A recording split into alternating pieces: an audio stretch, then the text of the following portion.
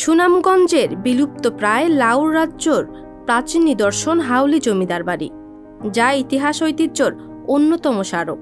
এই প্রাসাদটি ঘিরে রয়েছে অসংখ্য ইতিহাস। দেশের অনন্য প্রাচীন স্থাপনাগুলোর মধ্যে হাউলি জমিদার বাড়ি অন্যতম। প্রতিটি প্রকোষ্ঠের মনোরম কারুকার্য দেখলেই বোঝা যায় এখানে কোনো সম্ভ্রান্ত রাজা বসবাস করতেন। সুনামগঞ্জ জেলা শহর থেকে প্রায় ৩০ কিলোমিটার দূরে তাহিরপুর উপজেলার হলহলিয়া গ্রামে এর অবস্থান। এককালে এটি প্রাচীন লাহুর রাজ্যের রাজধানী ছিল। সুনামগঞ্জ, হবিগঞ্জ ও আংশিক ময়মনসিংহ জেলা নিয়ে অবস্থান ছিল লাউর রাজ্যের। সে সময় স্বাধীন রাজধানী হিসেবে লাউর রাজ্যের পরিচিতি ছিল। জানা যায় রাজা বিজয় সিংহ প্রায় ১২০০ বছর আগে এই বাড়িটি তৈরি করেন। প্রায় ৩০ একর জমির উপর প্রতিষ্ঠিত রাজবাড়িটিতে ছিল বন্দিশালা, সিংহদ্বার, নাচঘর, দরবার হল, পুকুর ও সীমানা প্রাচীর, যার কিছু অংশ এখনো রয়েছে। ঐতিহাসিক হান্টারের মতে ১৫৫৬ খ্রিস্টাব্দে মুঘল অধিকারের পর লাউর রাজ্য প্রথমবারের মতো তার স্বাধীনতা হারায় এবং মুঘলদের বশ্যতা স্বীকার করে নেয়।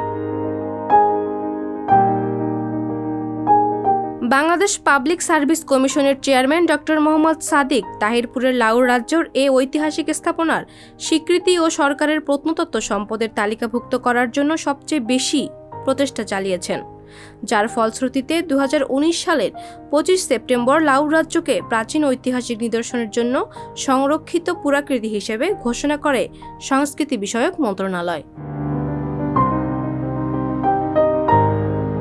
২০১৯ সালের ১৪ নভেম্বর রাজ্যের প্রাথমিক খনন কাজ শুরু করেছিল সংস্কৃতি মন্ত্রণালয়ের প্রত্নতত্ত্ব অধিদপ্তর।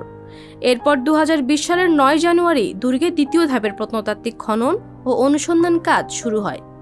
খনন ও অনুসন্ধান কাজের নেতৃত্বে ছিলেন চট্টগ্রাম ও সিলেট বিভাগের আঞ্চলিক পরিচালক ডক্টর আতাউর রহমান। সে সময় তিনি জানিয়েছিলেন, প্রাচীন লাউর দুর্গে যে নিদর্শন পাওয়া গেছে তা কয়েক যুগকে একত্রিত করবে। সরজমিনে গিয়ে দেখা যায় রাজবাড়িটির প্রত্নতাত্ত্বিক খনন ও অনুসন্ধান কাজের দায়িত্বশীলরা বর্তমানে খনন কাজ বন্ধ রেখেছেন। তবে তারা ওই এলাকায় একটি দুচালা টিন শিটের ঘর তৈরি করে প্রাচীন লাউর দুর্গের কয়েকটি ধ্বংসপ্রায় স্থাপনার সাইনবোর্ড লাগিয়ে রেখেছেন। এর পাশেই স্থানীয়রা নিজেদের মতো করে বসবাসের জন্য তৈরি করছেন ঘর। আমরা তো এখানে বসবাস করতেছি, অনেক কিছুই শুনতেছি, দেখতেছি। এরপরে দোলান নোলাটা আসি নি, তা ভাঙ্গাচুরা হয়েছে, মেরামত মানুষের ভাঙ্গা সাঙ্গিয়া তার ক্রয় করে লিখছে। এখানে প্রায় ৩০০-৩৫০ লোক বসবাস করতেছে। এটার মধ্যে গরিব গাঙ্গাল নিয়ে আছে, ঘর বাড়ি বান্ধে আছে। লাউরের ঘর যেটা এখন যে জায়গাটা আছে এটা একটা লাউর রাজ্যের রাজধানী ছিল, ধ্বংসাবশেষ এখনো রয়ে গেছে, দালান ভিতরে আছে অনেক। এখন সংরক্ষণ করছে, ওরা চাচ্ছে এটা নিয়ে যেতে সরকার যদি এখানে অনুমোদন দেয় বা একটা বিগ বাজেট দেয়, তাহলে এখানে ৮০টা পরিবার আছে, এই পরিবারগুলো যদি তারা আবাসস্থল দেয় তাইলে এখানে একটা আবার সরকারের অধীন নিয়ে যাওয়ার জন্য একটা প্ল্যানিং চলছে। পাপিয়া মামুন, সংবাদ প্রকাশ।